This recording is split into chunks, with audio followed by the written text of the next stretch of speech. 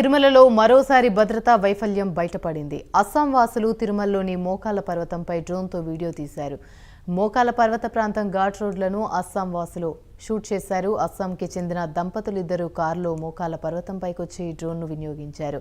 చాలాసేపు దంపతులు అక్కడ ఉండి డ్రోన్ వినియోగించినా భద్రతా సిబ్బంది గమనించలేకపోయారు. ఎవరు వారని వారించలేకపోయారు.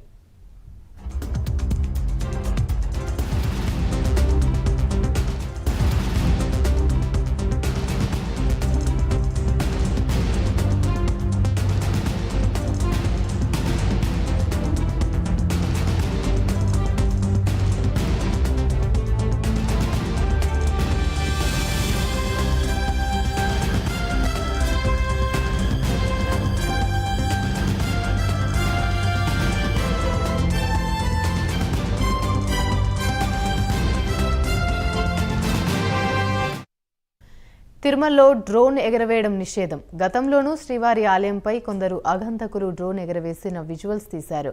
నో ఫ్లై జోన్లో ఉన్న తిరుమల గిరులపైన విమానాలు వెళ్లటం నిషిద్ధం.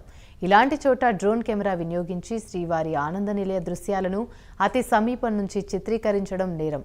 తాజాగా అస్సాం వాసులు డ్రోన్తో విజువల్స్ తీయమనడం భద్రతా సిబ్బంది వైఫల్యమేనని బయటపడింది. తిరుమలకు డ్రోన్ తీసుకురావడం పైన ప్రశ్నలు తలెత్తుతున్నాయి.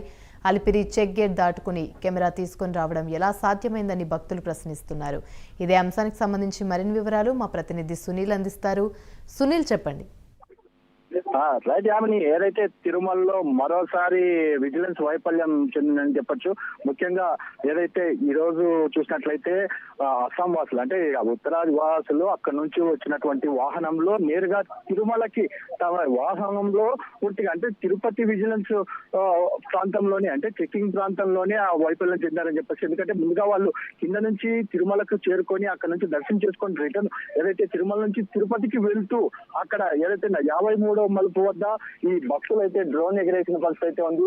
భక్తులు అక్కడ నుంచి విజువల్స్ చూసినట్లయితే మొత్తం గాలి గోపురం అంటే సుమారు తిరుపతికి అతి సమీపంలో ఉన్నటువంటి గాలి గోపురం వరకు పూర్తిగా డ్రోన్ అయితే ఎగరేశారు. ఆ కొండలను పూర్తిగా చిత్రీకరిస్తూ వాళ్ళైతే తీసినటువంటి విజువల్స్ అయితే కేవలం అరగంట వ్యవధిలోనే ఇటు పోలీసులు అక్కడ ఉన్నటువంటి విజిలెన్స్ సిబ్బంది కూడా గుర్తించిన పరిస్థితి ఉంది. ఏదేమైనప్పటికీ విజిలెన్స్ వాళ్ళు నిర్లక్ష్యం కారణంగా ఈ రోజు పూర్తి స్థాయిలో శ్రీవారి ఆలయం భద్రమేనా అని చెప్పేసి భక్తులైతే భయపడుతున్న పరిస్థితి ఉంది. ఏదేమైనప్పటికీ వాళ్ళనైతే అక్కడ ఉన్నటువంటి భక్తులనైతే తిరుమల వింగ్ విజిలెన్స్ వింగ్ దానికైతే తరలించిన పరిస్థితి ఉంది. ఎందుకంటే అక్కడ వాళ్ళనైతే విచారిస్తున్నారు.